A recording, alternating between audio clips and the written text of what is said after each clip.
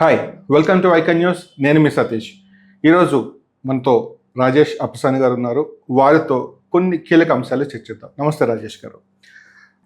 Sir, Rajesh గారు, గత YCP ప్రభుత్వంలో వైనాట్ 175 అని పేరుతో వైనాట్ కుప్పం అని టార్గెట్ చేసి చంద్రబాబు నాయుడు గారి నియోజకవర్గమైన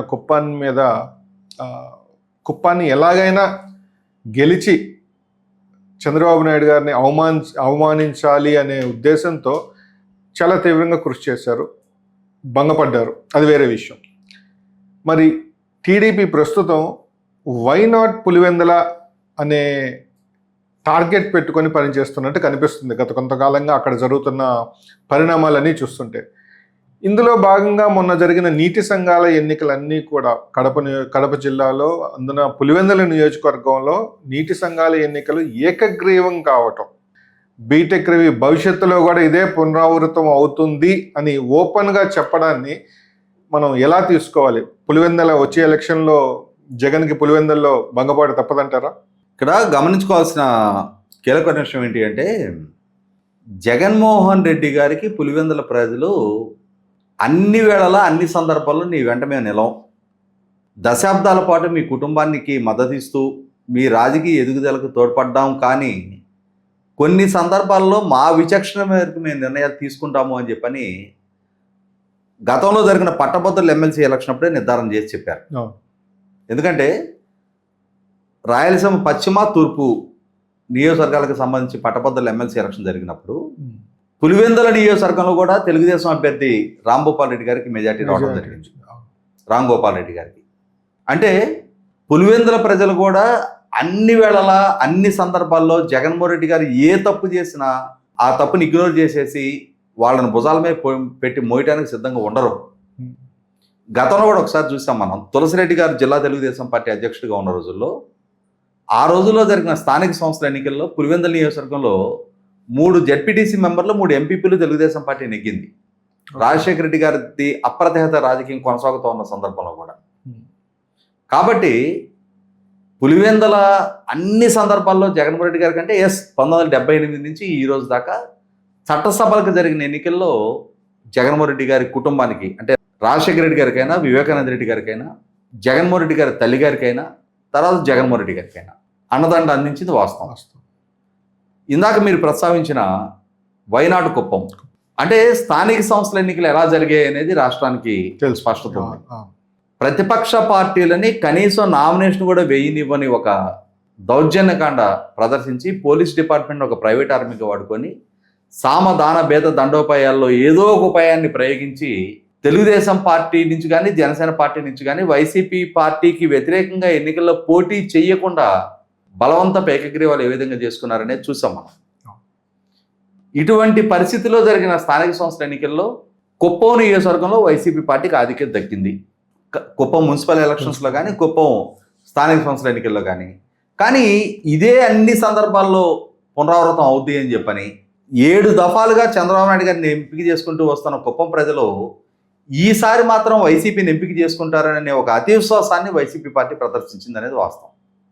కాబట్టి ఆ స్థానిక నాయకుల నుంచి మనం సూపర్ స్టార్, మీరు సూపర్ అసలు మీరు ఇస్తున్న సంక్షేమం ఏంది, మీరు ఇక్కడ కూర్చొని బటన్ నొక్కుతుంటే ప్రతోడి ఇళ్లలో డబ్బులు కట్లకు పడిపోతున్నాయి, మీరు కుప్పం కూడా గెలిచేస్తారని చెప్పని వాళ్ళ అవసరాలు రీత్యా వాళ్ళు జగన్మోహన్ రెడ్డి గారితో ఏదైనా పబ్బం గడుపుకోవడానికి ఆ పార్టీ నాయకులు ఏదైనా ఒక ఫీడ్బ్యాక్ ఇస్తే దాని విశ్వసనీయత గురించి క్రాస్ చెక్ చేసుకోకుండా జగన్మోహన్ రెడ్డి గారు కూడా అదే నమ్మేసి తనకిక తిరుగులేదు, ఈ స్థానిక సంస్థల ఎన్నికల ఫలితాలే రేపు జనరల్ ఎలక్షన్స్లో కూడా ప్రతిబింబిస్తాయి అని చెప్పనే ఒక అతి విశ్వాసంతో ఆయన పదే మీటింగ్ పెట్టిన సందర్భంలో కూడా వైనాట్ 175 వైనాడు కుప్పం అంటుండేవాడు.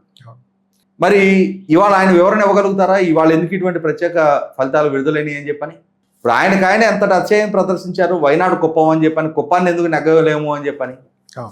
కాబట్టి ఇక్కడ 100కి 100 పళ్ళు వైసీపీ పార్టీ ప్రజల అంచనాలను అందుకోవడంలో ఫెయిల్ అయింది.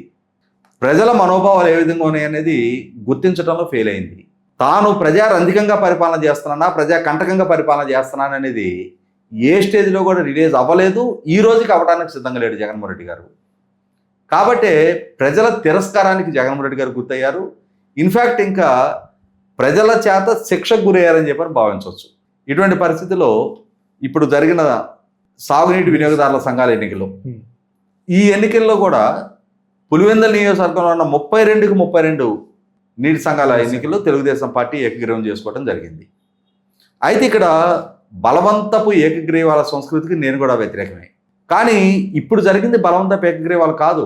ఓకే, స్వచ్ఛందంగా ఇప్పుడు ఉన్న అధికార పార్టీ, ఇప్పుడు అధికారంలో ఉన్న తెలుగుదేశం ఎన్డీఏ కూటమి వారి అండదండలతోటి కనుక నీటి సంఘాల ఎన్నికలు జరిగితే ప్రభుత్వంలో కూడా వాళ్ళే ఉంటున్నారు కాబట్టి వీళ్ళకి సంబంధించిన కాలువల మరమ్మతులకు కానీ కాలువల లైనింగ్లు వంటి పనులకి ప్రభుత్వం నుంచి గ్రాంట్ తెచ్చుకోవడానికి వెసులుబాటుగా ఉంటుంది. ఈ ఆలోచన ఖచ్చితంగా రైతాంగంలో కూడా ఉంటుంది, మెచ్చుకోవాల్సింది, ఉండి తీరుతుంది. అయితే ఇక్కడ గమనించుకోవాల్సింది ఏంటి, జగన్మోహన్ రెడ్డి గారి క్యాండిడేట్ని ఎందుకు ఎంపిక చేసుకుంటారు? ఆల్రెడీ ప్రభుత్వంతో తీవ్ర విభేదాలుండి అసెంబ్లీ కూడా హాజరు కాకుండా ఇప్పటికీ సోషల్ మీడియా ద్వారా, వాళ్ళకున్న సొంత మీడియా ద్వారా చంద్రబాబు నాయుడు గారి వ్యక్తిత్వహనానికి పాల్పడుతున్న జగన్మోహన్ రెడ్డి గారి నాయకత్వంలో ఉన్న వైసీపీ పార్టీ నుంచి కనుక నీటి వినియోగదారుల సంఘాల అధ్యక్షులుగా ఎంపిక చేసుకుంటే అక్కడ స్థానికంగా వాళ్ళకి ఎవరికైనా బలం ఉండి ఆ బలం ప్రాతిపదిక ఎంపిక జరిగితే ఆ జరిగిన ఎంపిక వల్ల రైతాంగానికి అనుకూరే ప్రయోజనం ఏమీ ఉండదనేది తెలుసు. వీళ్ళకే ఇవాళ అధికార పార్టీ దగ్గర పరపతి లేనప్పుడు వీళ్ళ మీద ఆధారపడి కాలువల మరమ్మతులు లాంటి పనులు చేయించుకోవాలి అని చెప్పని ఏ రైతులు ఆశించినా అది అత్యాశగానే పరిగణించాలి మనం. ఇటువంటి పరిస్థితుల్లో పులివెందుల నియోజకవర్గంలో బీటెక్ రవి గారి ద్వారా విసరబడిన సవాల్ని స్వీకరించగలిగే పరిస్థితుల్లో వైసీపీ పార్టీ లేదనేది వాస్తవం. కాబట్టి స్ట్రాటజికల్గా రేపు ఏకగ్రీవ ఎన్నికలు జరుగుతాయనక ఇవాళే మేము ఎన్నికలను బహిష్కరిస్తున్నామని చెప్పని ఒక ప్రకటన ఇవ్వడం ద్వారా ఎన్నికలు బహిష్కరించేటప్పుడు మరి నామినేషన్ ఎందుకు వేశారు? ముందు నామినేషన్ విత్డ్రా చేసుకున్నారు చివరిలో. ఓకే, ఖచ్చితంగా ప్రజలలో తాము కోల్పోయిన పరపతికి నిదర్శనం, తమకు తగ్గిపోయిన పరువు ప్రతిష్టలకు నిదర్శనం, తమ నాయకత్వం మీద సన్నగిల్లుతున్న నాయకత్వపు లక్షణాలకు నిదర్శనం. వీటిని రియలైజ్ అవ్వకుండా మేము చాలా అద్భుతమైన నాయకత్వాన్ని అందిస్తూ ఉన్నాం, మేము ఆ రోజుల్లో రైతాంగానికి అద్భుతమైన సంక్షేమాన్ని కొనసాగిస్తున్నాం, ఆనాటి నుంచి ఈనాటికి అధికారంలో ఉన్నా లేకున్నా ప్రజా సమస్యల పట్ల మేమే స్పందిస్తున్నామని చెప్పని వైసీపీ పార్టీ చెప్పుకునే ప్రయత్నం చేసినా ఖచ్చితంగా వీటిని పరిగణలోకి తీసుకోవడానికి ప్రజలు సిద్ధంగా లేరనేది మనకు స్పష్టమవుతూనే ఉంది. 100% వైసీపీ పార్టీకి ఎదురైన ఈ సెట్ బ్యాక్, ముఖ్యంగా పులివెందుల లాంటి 1978 నుంచి ఒక బలమైన వాళ్ళ కుటుంబ వారసత్వాన్ని కొనసాగిస్తున్న నియోజకవర్గంలో వైసీపీ పార్టీకి ఇటువంటి ప్రతికూల ఫలితాలు ఎదురు కావడం అనేది 100% భవిష్యత్తు రాజకీయాలకి ఒక నిదర్శనం.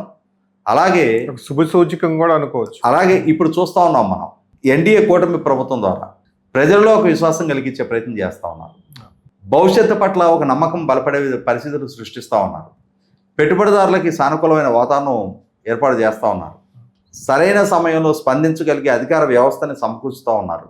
ఇటువంటి పరిస్థితుల్లో ఖచ్చితంగా ఎన్డీఏ కూటమి ప్రభుత్వం ద్వారా రాబోయే 5 సంవత్సరాల కాలంలో రాష్ట్ర రాజధానితో పాటుగా సమకాలీన అంటే సైమల్టేనియస్గా అన్ని నీటిపారుదల ప్రాజెక్టు పూర్తి చేయగలుగుతారు. అలాగే రాబోయే 5 సంవత్సరాల కాలంలో పారిశ్రామిక పెట్టుబడులు రప్పించడం ద్వారా రాష్ట్రంలో ఉన్న వివిధ ప్రాంతాల మధ్య అభివృద్ధిపరమైన సమన్వయాన్ని సాధించడానికి ఆస్కారం ఉంటుంది.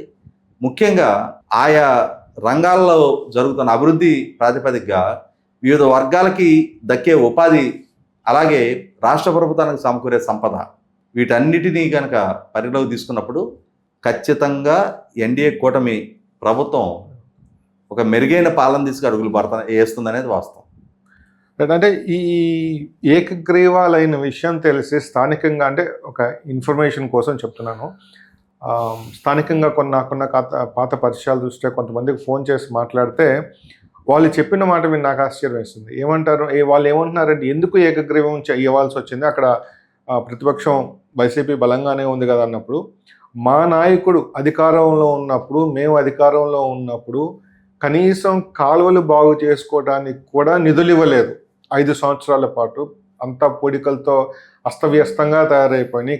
కనీసం టీడీపీ ప్రభుత్వంలోనైనా మళ్ళీ మా కాలువలు ఇవన్నీ బాగుపడతాయనే ఉద్దేశంతో ఏకగ్రీవంగా టీడీపీ వాళ్ళని మద్దతు ఇవ్వటం జరిగింది.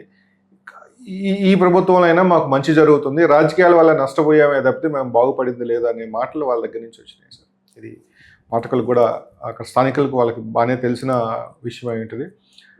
Thank you so much for your time sir.